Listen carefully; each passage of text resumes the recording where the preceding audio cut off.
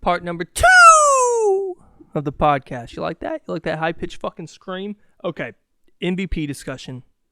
Now, the narrative around MVPs, to me, dumb. I don't know what it is. So this is what I would say. If I'm talking to you about a player and we say, what's the expectation of the team? Is it championship? Is it not? To me, you don't have to be a championship contender to win MVP considering Russell Westbrook.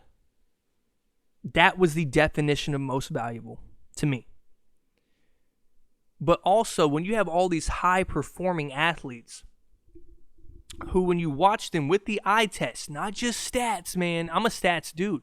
Not just stats. When you see them perform and you see that some guys are just on another level than other people, entertainment value to me matters in MVP. It does. Are you entertaining to watch? Does your team have a chance at a championship? A puncher's chance? Any chance? There's 2 guys on this list I believe no. But there's just a lot of things that I look at. It's very odd. It's a hard award. That's why I'm just going to give you my list. I don't give a shit. You know? And one dude's going to be way lower than anybody else's, and another dude may be way higher than everybody else's. So, with that being said, let's get into it. Number 5, a dude who I thought's prime was over. I thought he would just be another guy that when you look at his stats, he's always averaging 20. He's always hitting clutch shots.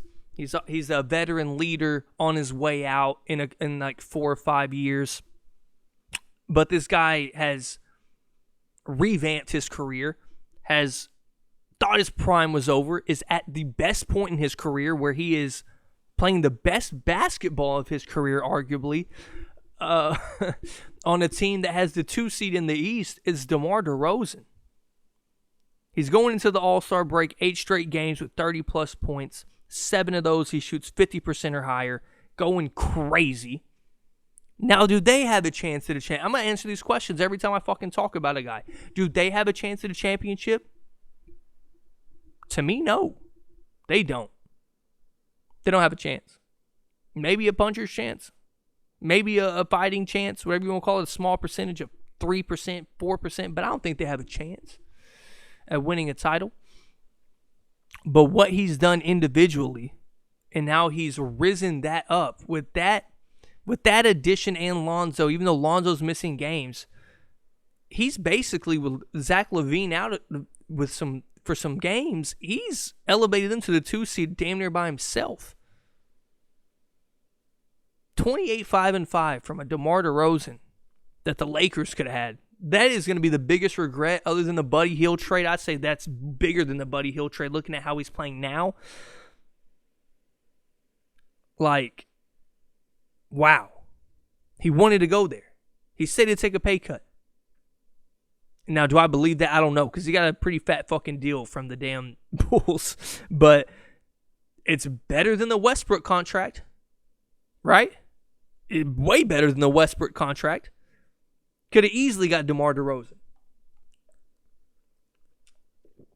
And he has just been phenomenal. God, he's fun to watch. Once again, my top 5 teams I've been watching this year. Not top 5 in the league, but my 5 teams I've watched the most. My friends' teams, Mavs, 76ers, my Heat, the Bulls. And the Lakers. The Lakers are always in there because I will watch every LeBron game until he retires. I'm going to try to. And last year it was the Blazers and the Lakers, but LeBron was out for a lot, so I watched the Warriors and Steph's one-man show. The Grizzlies are going up on that list. I call them NBA League Pass teams. The Bulls were an NBA League Pass team. The Grizzlies are an NBA League Pass team. They're just fun to watch. Now, this is the next guy is going to be underrated to a lot of you. And I don't give a shit. Call me dumb. I'm not the national media. I don't look at all these dumb analytics they're looking at. The analytics freaks love this guy. His plus minus is a 7.1, which is bananas considering that Joel Embiid is a 4.7, I believe. And it seems like they get blown out, like they blow a 15-point lead when he sits on the bench. He's averaging 26, 14, and 8. Yuck. And he's the 6th seed in the West. It's Nikola Jokic. Now, my point with this is, and this is me just having confirmation bias, okay? This is me just confirming what I believe with things that really don't matter, but to me just confirm my point, right? Imagine if this conference was healthy. People forget Dame was struggling with this abdominal injury during the Olympics. We're talking about the new foul rules and shit. Nobody brings up his health. Imagine if this conference is healthy. Imagine if the Clippers are healthy. Imagine if Portland's healthy. Imagine if Zion plays. And they made that deal for CJ McCollum, even though you don't know if that would happen, but let's say it did. Where are the Nuggets? Honestly, where are they? Where are they? But that's why he's valuable. They shouldn't be a playoff team. They should not be a 6 seed. They should be a lottery team. Top 5 pick, top 6 pick with that roster they have out there without Jamal Murray. And it feels like Jamal Murray tore his ACL like 3 years ago because of the whole like 2 seasons in one with the bubble and then the next season. That my take is just aging like fine wine. Woo! That take where last year was the real bubble season.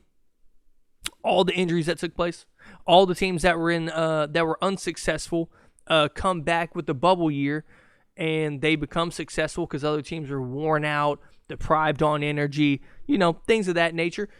It's turning out to be a great take. Knicks, Hawks, where you at? Where are you? Those are the only 2 examples every time that come off my head. And I have no other examples. And if I go look, I'm going to find them. And my next video, I'm bringing it up. Dude, my hair looks bananas on camera. I got 2 wings hanging out my fucking head. Now, Jokic no entertainment value also. Does he bring entertainment value to you? Like when you watch him, you go, damn, he's going off. Damn, he can hoop. Damn, that's crazy. He's 7 feet and he does that. He's goofy. He commits battery and assault on innocent humans at half court that wear Heat jerseys. That's been out for months with whiplash. That's what I think when I watch him play. That's what I think.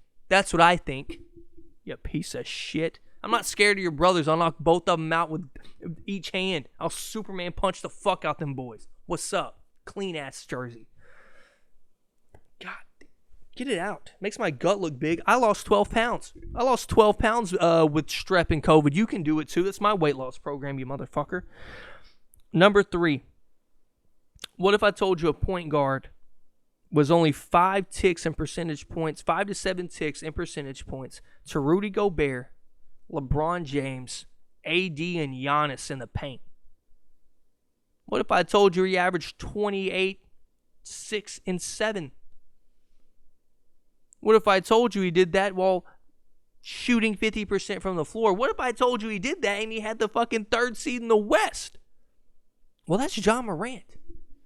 A dude who is absolutely carrying this team. And you can say they're 12-2 without him. It's a great built squad. But he makes them a championship threat. Not a contender, they're different, right? A threat and a contender are different. They're a threat. He makes them a threat. Without them on the team, what do you think of that team? They're not one piece away. They're one superstar away. And he's the superstar. I would love to see Ja without that surrounding core. It wouldn't happen, right? It wouldn't happen. And an MVP candidate does what he did. Just like DeMar DeRozan. You take a team that is borderline playoffs, not playoffs, or just a low seed, a first round and out team like the Grizzlies, and then you become an MVP. Now you're the 3 seed. Now people looking at you sideways like, what the fuck's going on over there? Now people are hating. Now Desmond Bane has a name in this league. Even though if you watched basketball last year, you knew he could shoot. But now he's known as a 3-and-D specialist. Everybody around you is getting, noticed by the media, getting attention. Name the Nuggets starting 5 right now. I watch basketball every night, and I'm guessing here this is their starting 5. Will Barton, Monte Morris, Jeff Green, Jokic, and Aaron Gordon.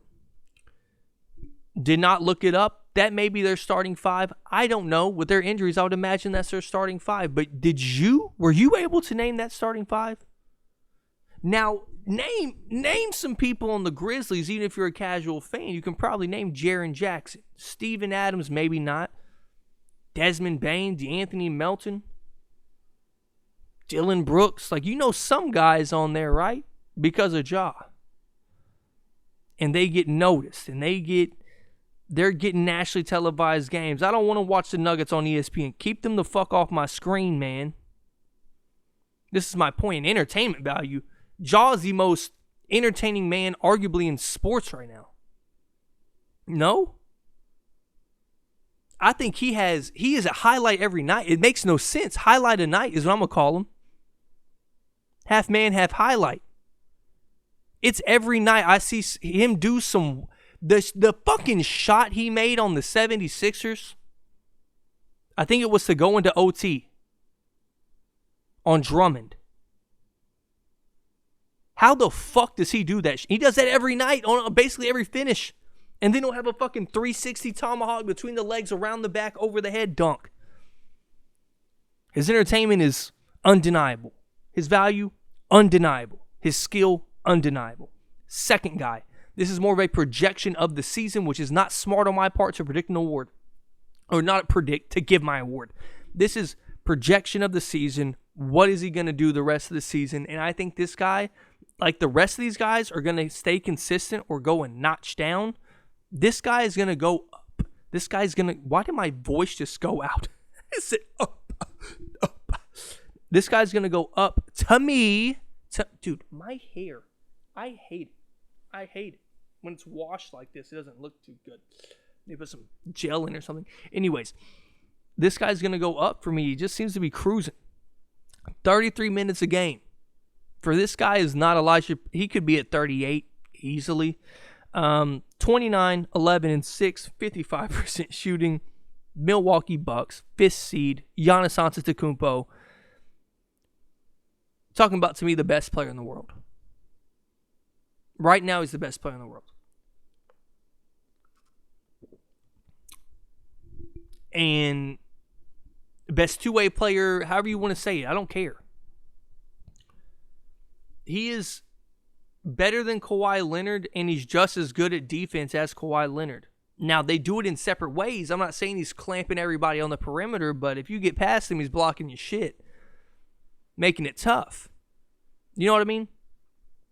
He's Kawhi Leonard, but better. And when we saw Kawhi, we never thought we'd have that two-way player like that. That was a 27-a-night lockdown defender. Before that, it was LeBron. He didn't get his Defensive Player of the Year somehow. That was crazy. And that's just, I know I'm a LeBron stan. Him not getting Defensive Player of the Year one of those 2 years in Miami, 2012, 2013, 2014, when he was at peak LeBron status, peak athleticism with skill, with defense, with mind, with ability, and then 2016 was offensive juggernaut, selective defense Braun. I mean, every minute he played, he was peaking out.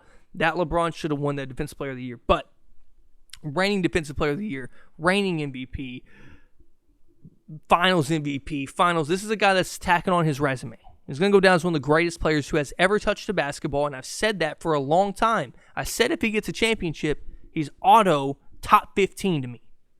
Top 15 right now, Giannis Antetokounmpo, because when you look at the career, he's 27. When you look at that, he's going to play for 8 to 10 more years.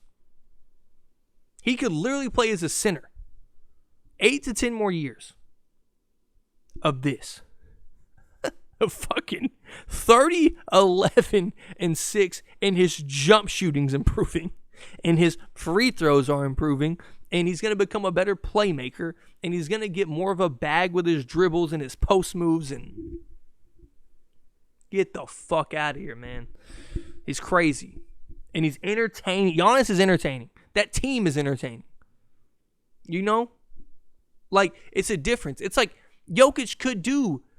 Let's say Jokic did what LeBron did with like the 07 Cavs, right? Let's say he did that. I'm watching LeBron with that team over Jokic every time. And Jokic would never get him to the finals. I'm talking about regular season wins. All that. Let's say he was that important to that team. I would never watch that team. You would go, holy shit, that fat fuck is balling. But you would never watch him. Number 1. So Devin Booker, right? This is relating back to the MVP. Devin Booker is what? He's one of the best mid-range shooters of all time. Not all, sorry. All time. Well, he may be. He may get up there. He's young as shit. What is he, 26? 25, 26? He's young as hell. Devin Booker is one of the best mid-range scorers in the game, right? You think of him, you think mid-range bucket. What if I told you a center was only 2 percentage points behind him in mid-range percentage with the same amount of attempts? And what if I told you that center was the most dominant paint force in the NBA that we've seen since the likes of Shaq or since the likes of Tim Duncan, who was a dominant force, did it in a different way. But dominant in the sense of big body, you put you under the fucking rim, make you regret guarding me ever. You have to double him every play. What if I told you this guy shot shot 37% from the 3-point line while shooting 50% from the field, where he's the most dominant player in the league, yet his finesse to his game is magical. Like a real unicorn. Porzingis is not the unicorn. What if I told you this dude was 7'2", 300, almost 300 pounds? Sometimes moves like a gazelle. Has moves like a guard. What if I told you this guy, I know, I'm going to keep going. They're the 3 seed, 50% shooting, 37 from 3, 30, 11, and 5. Just like the D-book point, look at all these people. I'm looking at my stats. He's within a percentage point or 2 of these people from mid-range at center. Brandon Ingram, CJ McCollum, Devin Booker, and Paul George as a center. That's Joel Embiid. That's the MVP. I don't need stats to even defend this. If you watch him play, like I watch him play, I watch my favorite team, I watch LeBron play, I watch Ja play, I watch Giannis, I watch all the best players. That dude, Joel Embiid, nobody can compare to right now. And I think he's the second best player in the world right now. I'm telling you, he's the second best player in the world as a center. We had AD and Joel debates not too long ago, and now that looks bad. Even though Joel has had injury problems, it still looks stupid. If he was to get hurt his rest of his career every season, roll his ankle and be out for 8 weeks like fucking Anthony Davis, it's not a debate of who's better. Not anymore. He is an alpha. He has the storyline to win this. No Ben Simmons all season. You're talking about you got $100 million sitting at home watching. $100 million. Your second best player, you don't even have one. Honestly, it could be Tyrese Maxey, a second-year player. It could be Seth Curry, who was a specialist who upped his game this year. Or it could be Tobias Harris one night when he's been disappointing. Those are your second-best players. And when you watch the game when Joe was out, there is no offense. When you watch the games, Joel can't be stopped. When you watch the game, this is another difference. When you watch Philly games, a fan or not, you go give him the ball every possession. I don't care if he shoots. I don't care if he passes. I don't care what the fuck he does. Get him the ball. And this is one of the best seasons from a big man.